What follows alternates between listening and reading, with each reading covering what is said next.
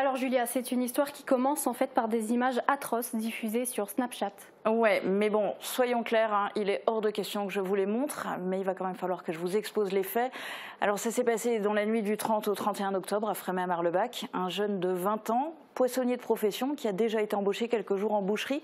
Je le précise parce que ça explique sans doute sa connaissance des gestes techniques. Donc ce jeune a tué Oggy, un petit chat d'1 an qu'il avait adopté depuis quelques jours. Il lui a tiré un plomb dans la tête avec sa carabine, puis l'a achevé à coups de crosse. Et ce n'est pas tout, un peu plus tard, il s'est filmé en train de le décapiter, de lui couper les pattes, de le dépecer et de l'éviscérer. C'est absolument atroce, Julia. Est-ce que tu as vu ces images ? Alors oui, mais j'avoue que c'est bien malgré moi, hein. En fait, elles ont été diffusées à l'audience au tribunal judiciaire de Sarreguemines vendredi. Et ce sont ces images qui sont à l'origine de l'affaire judiciaire. Ce jeune les avait envoyées à un ami qui, lui, les a diffusées sur Snapchat. Ça a évidemment déclenché une enquête qui a rapidement abouti sur arrestation et perquisition, puis comparution immédiate. Cette audience, tu y as assisté. Comment elle s'est déroulée ? Alors c'était une comparution immédiate vraiment très particulière dans un tribunal désert, hein, le vendredi en fin d'après-midi, mais avec 5 médias présents, ce qui est très rare, et 4 parties civiles, la SPA, la Fondation Brigitte Bardot, la Fondation 30 millions d'amis et l'association Stéphane Lamar pour la défense des droits des animaux. Il est interdit de filmer ou d'enregistrer le son dans une salle d'audience, d'où la raison de ma présence aujourd'hui pour raconter, mais pas tout, hein. L'audience a duré plus de 2 heures, puis il y a eu le temps du délibéré avant d'arriver au verdict. Coupable, condamné à verser des dommages et intérêts aux parties civiles, interdiction à vie de détenir un animal et condamné à 10 mois d'emprisonnement, dont 6 mois de sursis, dont 4 mois fermes du coup, avec mandat de dépôt immédiat. Ça paraît peu compte tenu des faits ? Alors ceci dit, la loi a beaucoup évolué concernant la protection animale. Elle prévoit désormais jusqu'à 5 ans d'emprisonnement et 75 000 € d'amende. Le substitut du procureur avait requis 3 ans d'emprisonnement. Alors évidemment, les parties civiles étaient déçues. Effectivement, on est sur des réquisitions qui portaient sur 3 ans. Là, on est sur 10 mois. Après, la difficulté, c'est qu'on est surtout sur un jeune qui rencontre beaucoup de difficultés, avec des craintes très légitimes sur ce qui risque de se passer par la suite au regard de son profil psychologique. Et par contre, s'agissant simplement de la cause animale, effectivement, la décision est assez décevante, alors qu'on se satisfaisait grandement des réquisitions de monsieur le substitut du procureur. Alors les avocates des parties civiles et de la défense m'ont dit qu'elles ne feront pas appel. Le substitut du procureur peut encore le faire. Au-delà de cette audience et du verdict, cette affaire pose question. Alors son profil psychologique, je vais y revenir dans un instant. Mais il y a aussi une sorte de banalisation de la violence envers les animaux par tout un pan de la jeunesse. Sur les vidéos, le jeune inflige les sévices aux chats dans le rythme de la musique.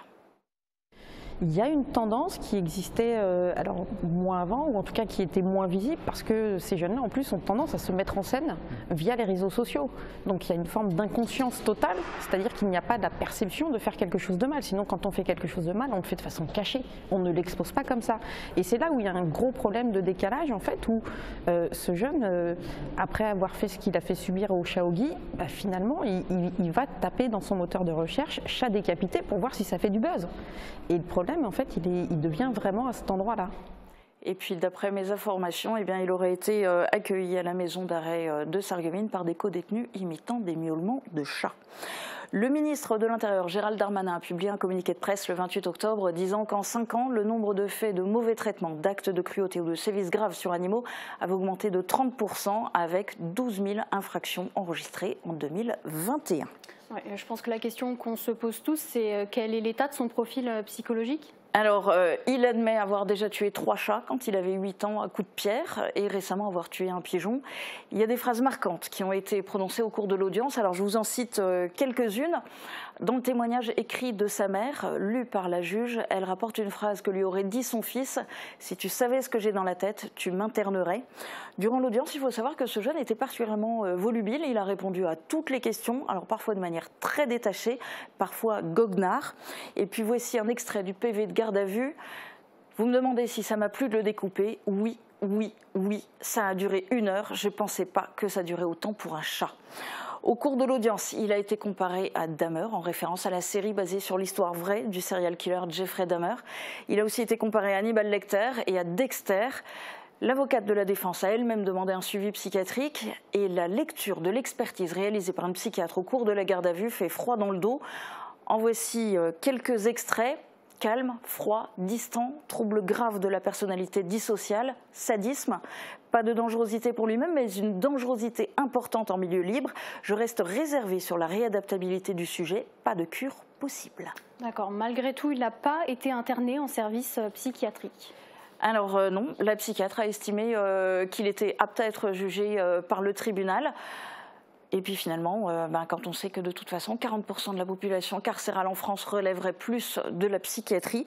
Et puis il faut savoir que sa peine de prison est assortie d'une obligation de soins. Et sache Margot que la maison d'arrêt de Sarreguemines, tout ce qui relève du suivi psychiatrique est assuré par le CHS. Très bien. Je te remercie Julia pour ton résumé d'audience.